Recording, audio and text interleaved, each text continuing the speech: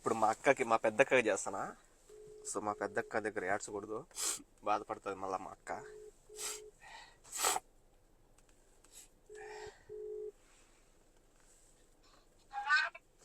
బాగుండక్క,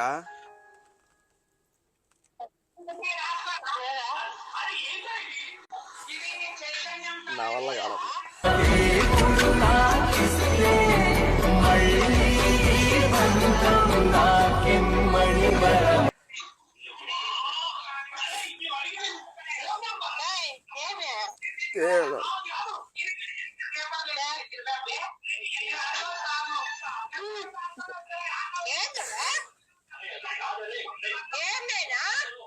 నేనేమన్నా తప్పు చేసింటే నన్ను క్షమించు అంతే. నేనేం చెప్పలేను ఇంకా.